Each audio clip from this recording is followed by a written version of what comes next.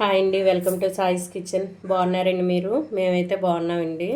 ఇప్పుడైతే నేను చింతకాయ పచ్చడి చేసి చూపిస్తానండి మీకోసం. అయితే చింతకాయలను అయితే తీసుకొని లేతవైతే గింజ తీయవలసిన అవసరం లేదండి. ఈ విధంగా కొద్దిగా గింజ కట్టినట్టు అయితే గింజ తీసుకోవాలండి లోపలిది. చూసారా, నేను కొద్దిగా తీసేసుకున్నాను. ఈ విధంగా అయితే 2 ముక్కలుగా చేసుకొని ఇందులో ఉన్న గింజలను తీసేయాలండి. చూడండి, ఈ విధంగా. ఇప్పుడు ఈ విధంగా కట్ చేసి చూపిస్తాను. ఇవైతే ఈ 2 వైపులు కూడా చిన్న చిన్నగా ఈ విధంగా కట్ చేసుకోండి. కట్ చేసేసుకొని నేను చూపించే విధంగా ఈ విధంగా అయితే కట్ చేసుకోవాలండి. చూడండి, ఈ విధంగా కట్ చేసుకుంటే మనకి లోపల ఉన్న గింజ కనపడుతుందండి.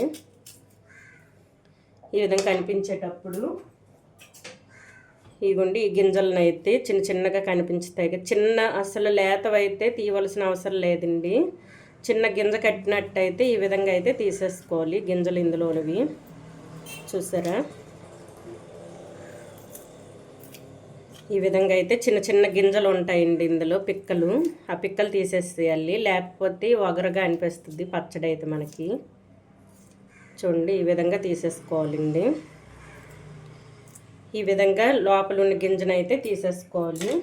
సేమ్ అన్నీ కూడా ఇదే విధంగా అండి 2 వైపులా కట్ చేసుకొని ఈ విధంగా సగం కట్ చేస్తే మనకైతే గింజ వచ్చేస్తుందండి.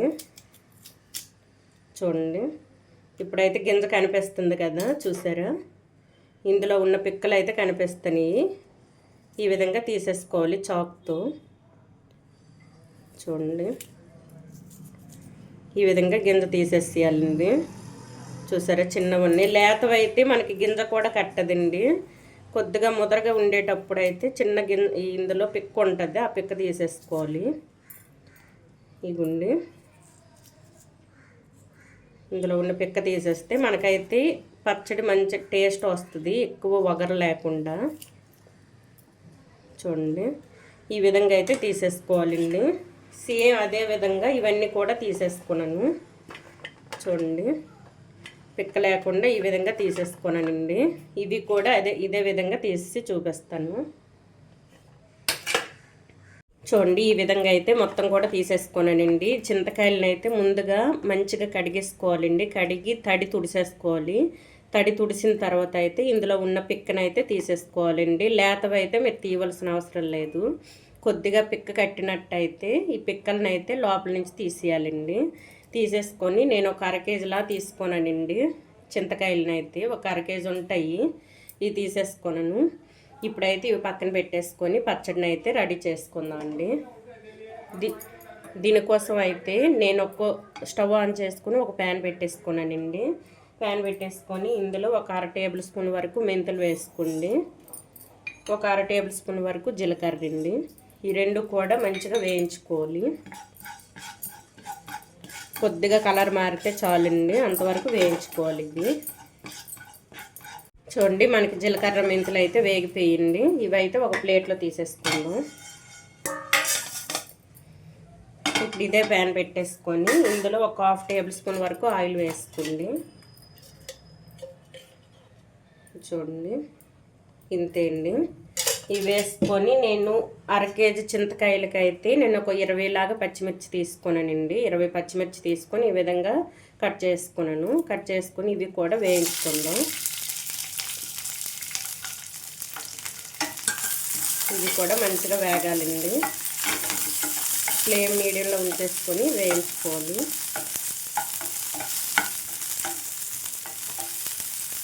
చూడండి, పచ్చిమిర్చి కూడా మనకు వేగడం స్టార్ట్ అయింది. ఈ విధంగా అయితే వేయించుకోవాలండి. ఇప్పుడైతే ఇవి కూడా ఒక ప్లేట్లో వేసేసుకుందాం. వేగిపోయింది పచ్చిమిర్చి కూడా. ఇప్పుడు ఇదే ప్యాన్ పెట్టేసుకొని మరో 1/2 టేబుల్ స్పూన్ వరకు ఆయిల్ వేసుకోండి. ఇప్పుడు ఇందులో అయితే ముందుగా మనం రెడీ చేసి పెట్టుకోవడం కదండి చింతకాయలని, పిక్కలు తీసి ఇవైతే వేసుకుందాం. ఇవి కూడా కొద్దిగా కలర్ మారితే సరిపోద్దండి. మరి ఎక్కువగా వేయించిన అవసరం లేదు, కొద్దిగా కలర్ మారాలంతే. అంతవరకు అయితే వేయించుకోవాలి. చూడండి చింతకాయ అయితే మనకు వేగిపోయిందండి. చూసారా కలర్ మారింది. ముందు మనం వేసే కంటే ఇప్పుడు కలర్ చూడండి గోల్డెన్ కలర్ వచ్చింది కదా. ఇప్పుడైతే స్టవ్ను ఆఫ్ చేసేసుకొని ఇవైతే ఒక ప్లేట్లో వేసుకుందాం. ఇవైతే పూర్తిగా చల్లార్చుకోవాలండి. ఇది పూర్తిగా చల్లారిన తర్వాత ఈలోగా అయితే మనం ముందుగా మెంతులు జీలకర్ర అయితే మనం ఫ్రై చేసి పెట్టుకోవడం కదండి. ఇవైతే మిక్సీ పట్టుకుందాం. ఇవి పచ్చిమిర్చి కూడా ఫ్రై చేసుకోవడం కదా, ఇవి కూడా మిక్సీ పట్టి చూపిస్తానండి. ఇప్పుడు ఈ రెండు కూడా మిక్సీ పట్టే లోపు అయితే చింతకాయలు మనకి చల్లగా అవుతాయి, అవి కూడా మిక్సీ పట్టేద్దాం. ఇప్పుడైతే మిక్సీ పట్టుకుందాం అండి. చూడండి ఒక మిక్సీ జార్ అయితే తీసేసుకున్నామండి. తీసేసుకొని ఇందులో అయితే ఈ మెంతులు జీలకర్ర వేసుకుందాం. ముందుగా ఇవి కొద్దిగా నలిగిన తర్వాత అయితే మనం పచ్చిమిర్చి వేసుకుందాం అండి. ఇవి కొద్దిగా నలగాలి. చూడండి ఈ విధంగా బరకగా ముందుగా మిక్సీ పట్టుకోవాలండి. ఈ మిక్సీ పట్టిన తర్వాత ఇందులో అయితే పచ్చిమిర్చి వేసుకుందాం. ఇవి కూడా బరకగా మిక్సీ అయిన తర్వాత మిక్సీ పట్టిన తర్వాత ఇందులోనైతే చింతకాయలు వేసుకుందాం అండి. ఇవి కూడా బరకగా మిక్సీ పట్టి చూపిస్తాను. చూడండి ఈ విధంగా అయితే మిక్సీ పట్టుకోవాలండి పచ్చిమిర్చిని కూడా. ఇప్పుడు ఇందులో మనకి చింతకాయలు అయితే చల్లపడ్డాయండి. ఇవైతే వేసుకుందాం. ఇవి కూడా వేసుకొని ఇందులో కొద్దిగా పసుపు వేసుకుందాం అండి.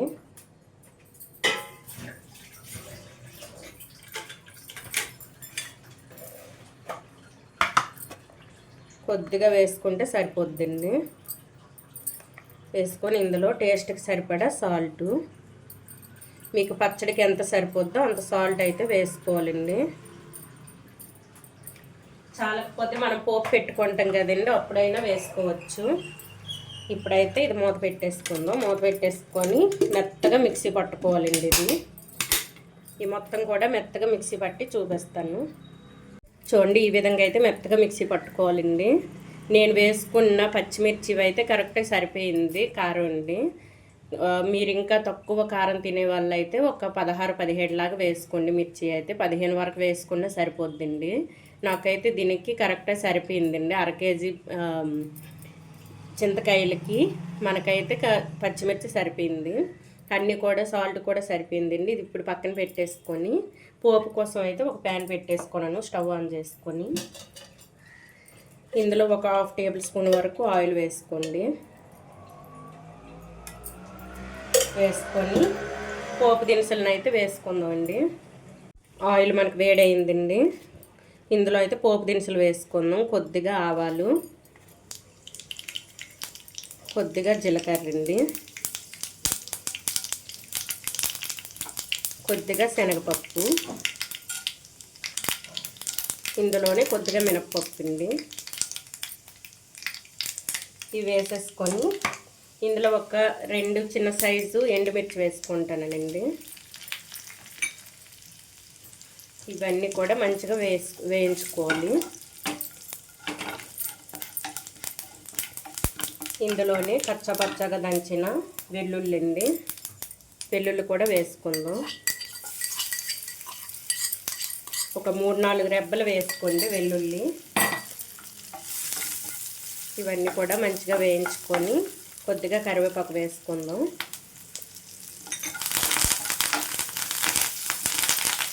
ఇందులోని కొద్దిగా హింగు వేసుకుంటే మంచిదండి, టేస్ట్ అయితే బాగుంటుంది. చూడండి ఇంతే అండి. ఇప్పుడు కలిపేసుకుందాం. మంచి కలర్ వచ్చేంత వరకు వేయించుకోవాలి. మనకైతే పోపు వేగిపోయిందండి. ఇప్పుడైతే మనం ముందుగా మిక్సీ పట్టుకోవడం కదండి, అందులో వేసుకుందాం. చింతకాయ పేస్ట్లో మనం ఇప్పుడు వేసుకున్నాం చింతకాయ పచ్చడిలో. ఈ పచ్చడిలో అయితే పోపును వేసుకుందామండి.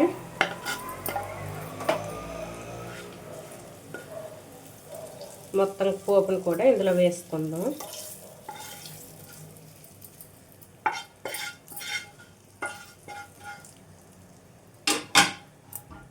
చూడండి పోపును వేసుకున్నాం కదండి. ఇప్పుడైతే మొత్తం కూడా కలిపేసుకుందాం.